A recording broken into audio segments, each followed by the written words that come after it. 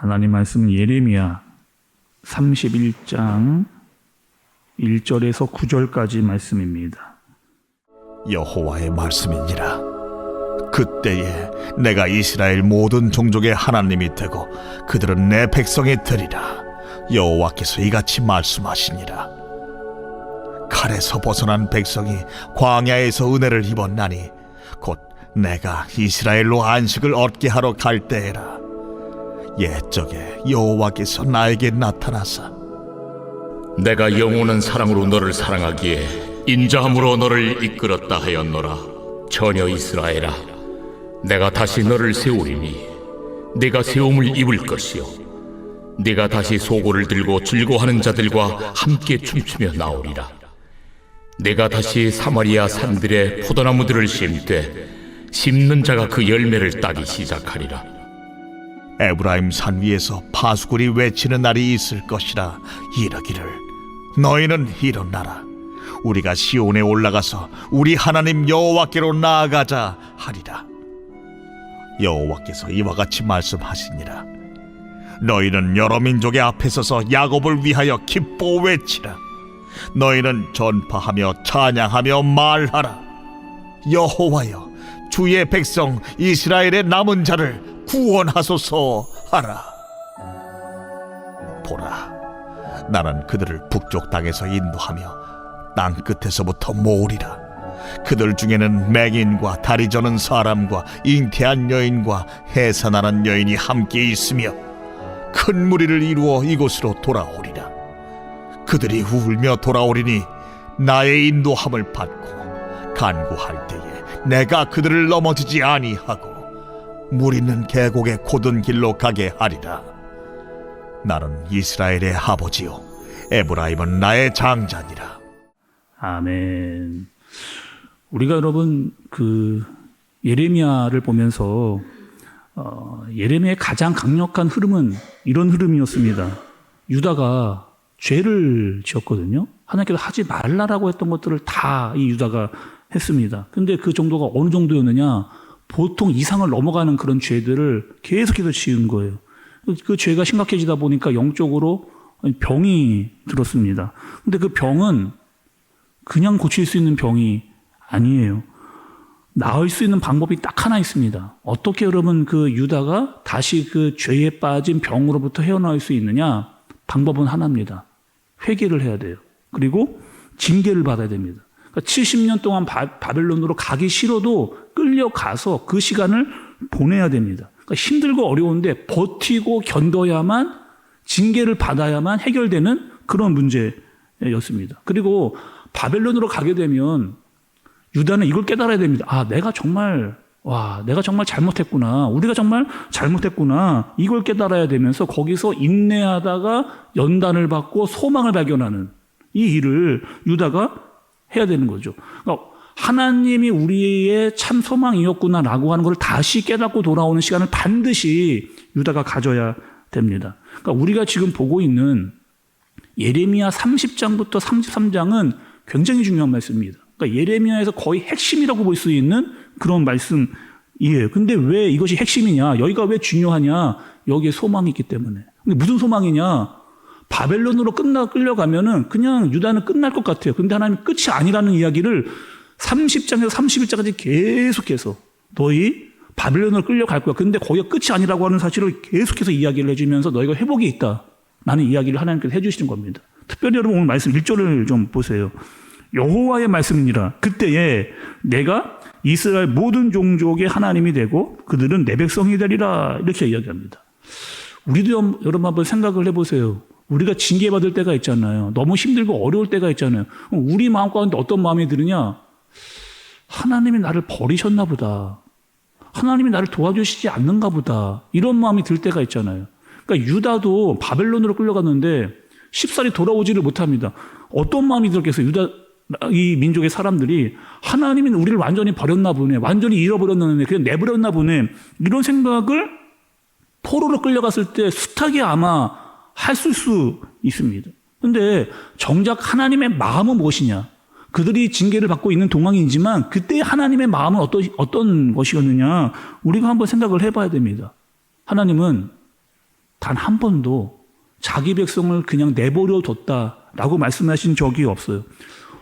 호세아서를 여러분 보면 이런 말씀이 있습니다. 호세아서 11장 8절에 보면 에브라임이요 내가 어찌 너희를 놓겠느냐, 이스라엘이여 내가 어찌 너를 버리겠느냐, 내가 어찌 너를 아드마같이 놓겠느냐, 어찌 너를 스보임같이 두겠느냐, 내 마음이 내 속에서 돌이켜 나의 국률이 온전히 불붙듯 하도다, 이렇게 이야기합니다. 이 호세아서를 읽으면서 여러분 자꾸 반복하는 게 있거든요. 여기 반복은 무엇이냐? 어찌예요, 어찌. 여기서 어찌는 어떻게? 내가 어떻게 너희를 그냥 거기에 내버려 두겠느냐? 너희가 어떻게 거기에서 그냥 내가 너희를 생각지 않고 있겠느냐? 그거 아니라는 거예요. 하나님 아버지의 마음은 무엇이냐?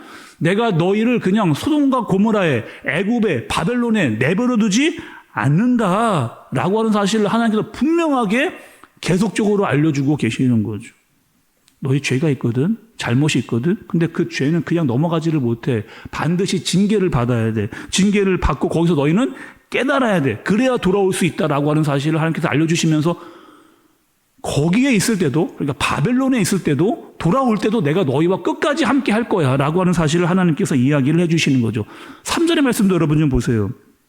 옛적에 여호와께서 나에게 나타나사 내가 영원한 사랑으로 너를 사랑하기에 인자함으로 너를 이끌었다 하였도다 하였노라, 이렇게 이야기를 합니다. 하나님 언제부터, 예전부터, 정말 오래전부터, 바벨론으로 끌려가기 전부터 하나님께서 예레미야를 통해서 우리에게 알려주신 것이 무엇이냐면 내가 너희를 사랑한다는 거예요. 끝까지 내가 너희를 포기하지 않고 끝까지 너희를 데려가겠다, 인자로 너희를 이끌어가겠다라고 하는 사랑이 너에게 계속 있었다라고 하는 사실을 하나님께서 예레미야를 통해서 알려주시는 겁니다.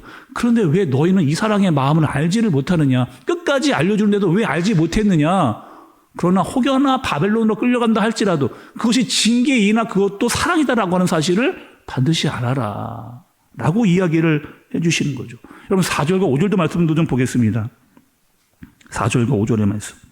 천년 이스라엘아 내가 다시 너를 세우리니 내가 세움을 입을 것이요 내가 다시 소고를 들고 즐거워하는 자들과 함께 춤추며 나오리라. 내가 다시 사마리아 산들의 포도나무를 심되 심는 자가 그 열매를 따기 시작하리라. 여러분 4절과 5절에도 반복하는 게 있어요. 아까 전에 어찌가 반복이 됐다면 이번에 4절과 5절에서는 무엇을 반복하느냐? 다시입니다. 다시 내가 다시 너를 예전으로 돌아가게 될 것이다. 근데 이 예전은 어떤 때냐? 죄의 상태가 아니고 하나님과의 관계가 너무나 좋았던 그때로 돌아가게 할 거라는 거예요. 너희가 복이 있었던 때로 돌아가게 할 거다. 다시 회복되는 때로 돌아가게 될 거다라고 하는 사실을 알려주시는 겁니다. 우리가 여러분 신약의 탕자 얘기를 많이 하잖아요. 뭐 말씀을 듣기도 하고 우리가 알기도 하고 탕자하면 딱 떠오르는 게 있습니다. 아버지가 떠오르잖아요. 그런데 탕자가 아버지께로 돌아가기 전에 가장 먼저 해야 될 게 있습니다. 뭘까요, 여러분? 탕자가 아버지께로 돌아가기 전에 제일 먼저 해야 될 게 있어요. 그것이 여러분 뭘까요? 깨닫는 겁니다. 깨닫는 거예요. 뭐요? 내 잘못, 내가 뭘 잘못했는지를 제일 먼저 깨달아야 돼요. 그래야 내가 뭘 잘못했는지를 알아야 아버지께로 돌아갈 수가 있는 겁니다. 내 잘못을 알아야 죄 가운데 있는 것을 알고 일어나서 다시 돌아가는 거예요. 다시 돌아가서 아버지께로 나아갈 수 있게 되어지는 겁니다. 이 탕자의 모습이 여러분 오늘 말씀에 딱 등장을 하고 있거든요. 여러분 6절의 말씀에 동사만 좀 보겠습니다. 동사만. 너희는 어떻게 하라는 거야? 너희는 일어나라. 시온에 올라가라. 여호와께 나아가자. 이렇게 이야기하는 거죠. 그러니까 바벨론에 가서 너희는 뭘 하는 거예요? 우리가 잘못했구나 라고 하는 것을 깨달으라는 거예요. 그리고 깨닫고만 끝나는 것이 아니고 거기서 일어나서 다시 돌아올 때가 있을 것이다. 돌아오면 어떻게 하라는 거예요? 아버지께로 나아가라. 아니 신약의 탕자의 모습이 똑같이 지금 유다의 모습에 나오는 것을 볼 수가 있는 거죠. 마찬가지로 우리도 마찬가지입니다. 여러분 우리도요. 회개한 사람들이 있어요. 회개하는 자들이 있습니다. 회개한 사람들은요, 그 자리에 그대로 있지를 않아요. 죄 짓고 있는 그 모습 그대로 거기에 있지를 않습니다. 회개하는 사람은 깨달아요.